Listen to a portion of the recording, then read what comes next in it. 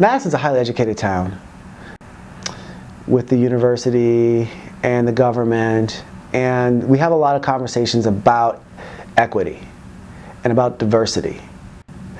When you have people who think of themselves, or the city thinks of itself as progressive, but the reality is that our African American students in Madison are performing below the African American students in Milwaukee, Racine, Kenosha, Beloit. Below. I think most people would think we would be doing at least a little better than Milwaukee, but we're not. So I think people they're not always ready to confront that. Was that this one? That's some grandkids are gonna appear there.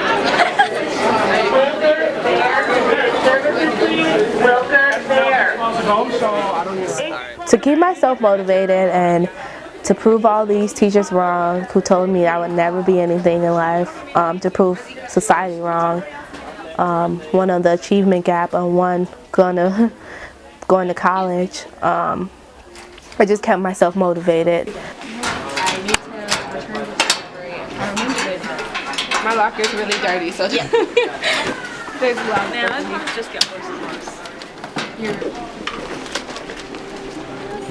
I tried my hardest. I would always think to myself, like, I'm not going to get to college, slacking. I'm not going to be able to do this and do that if I'm constantly, texting on my phone instead of doing my homework, or texting instead of not paying attention to class. If I got a 90% on the test, I would strive to get 100%. And I did that by staying after school a lot. I signed up for tutoring, stayed with the teachers all the time, in lunch. Just final reminders, ACT Prep starts this Saturday. William, make sure you get your shadowing sheet filled out. And most importantly, I surrounded myself with friends who wanted the same thing. Because if you have friends who's going to constantly skip class, not do their homework, you're going to do the same thing whether you think you don't or not.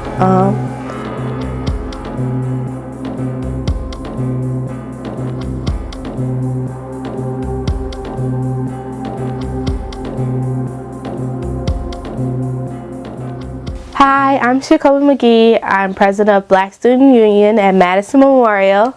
I'm a senior, and post-high school I plan on going to school for pre-med.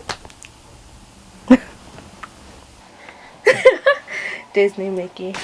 We strive to go to Disney World for a cheer, because that's where nationals are, and that is my motivation. Mickey is our motivation to get us to Disney World. Chicken Park?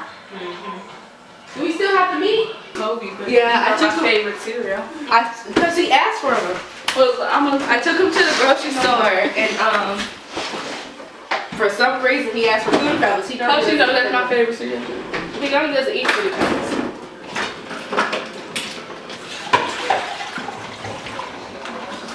Not 15. If they're on time, then it shouldn't take that long, because they're literally going to have you drive for probably 10 minutes around the neighborhood. Okay. Yeah. I don't know how to parallel park though. That I just failed. Just a D. You're going to need to know that. The nature pack was 12 points What? out of 30. What?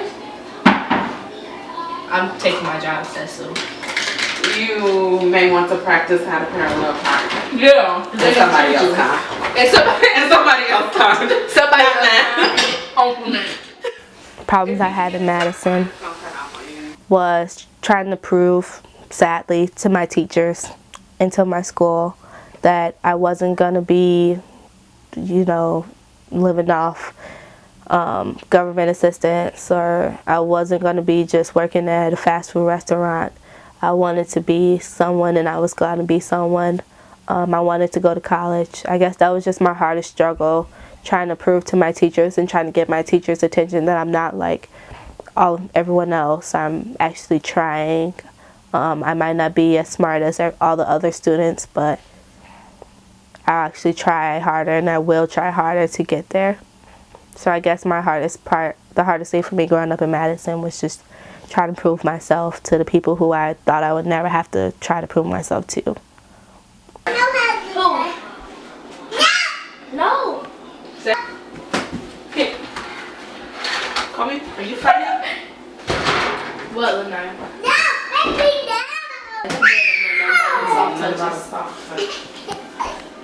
Ooh, your arms. I learned that the achievement gap was a big issue in not only the Madison area but the Wisconsin area as a whole. And I've just learned that in order for that to be fixed, we as peers were going to have to help each other out.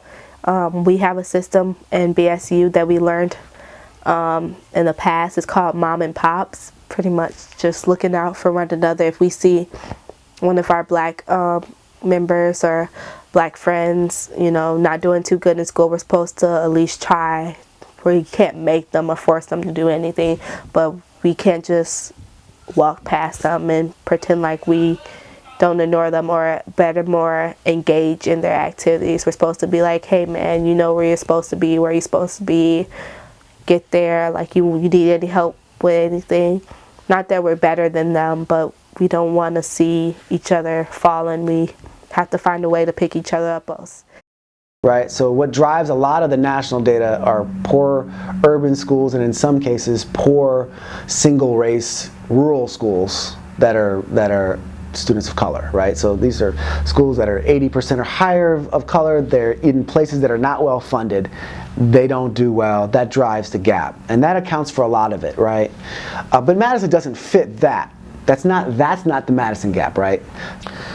But there's a second gap that's out in the national data, and these are a collection of schools, districts that are similar to Madison, that have generally middle class profiles for their cities, professional cities, and schools that are largely integrated, but the students in the integrated systems are separating out by race and class. The harder piece of it is what's driving that. We know in Madison, it's that there isn't as much of a middle class student of color population here. So if 80% of your African American students are coming from lower income families, and you're encountering cultural disconnects as well, well, then it starts to become easier to understand. If you go past those things, what's really going on? Is it systemic bias that is coloring the way that everything works? And I think it gets uncomfortable for people to ask that question. I wasn't like my friend group. My friend group, they just went to school just to go to school. They were didn't participate in the educational activities, but I did. And I was all about school in middle school, and I was trying my hardest. And one day, I got into my friends got into an altercation with one of the teachers there, and the teacher ended up calling me illiterate. And I was thinking, me illiterate? How am I illiterate? I'm this most hardworking girl in this class. I try my hardest, I work hard, I get all A's on the test. How dare you call me illiterate? So it was that was really heartbreaking for me, and I ran home crying to my mom, and my mom was really upset because she knows I was I will always try hard, and I wanted to prove those teachers wrong, the teachers that called me illiterate, the teachers who said I wasn't going to be anything, and I wanted to show them that I was going to be. So yeah. We focus very rarely on the positive in the midst of all of the, the disparities and everything else. When we tell kids that you have a small likeliness of being able to go to college, get a degree, and be successful. When you tell kids that there's a thing called white privilege, and that the white people have all the privilege and you have nothing. When you tell kids those things, imagine the impact on their self-esteem. Imagine the impact on the hope that they may have had before knowing those things. Because the way they're thinking from an oppressive standpoint.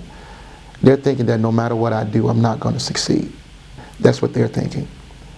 And no one is coming to them and telling them the stories of success. For AP English, we had to prepare for the AP test, and I just went to the library and worked it out, like all the books, so I can practice them. And I think as they get older in middle school and high school, and it starts to have meaning for them, and they start looking around and thinking, where do I fit in the ecosystem here, and how do I fit in with what's going on? They need success stories to help form counter narratives and understand that that they don't have to succumb to what those numbers would say. And so it's very hard to change a narrative when you continue to perpetuate the same stories and you give them the same exposure to those outcomes and make that their reality. Essentially, we would have to gut that whole system, go back to the drawing board, and change the way we relay information, the information that we relay, how we educate, how we approach education, how we approach them as people,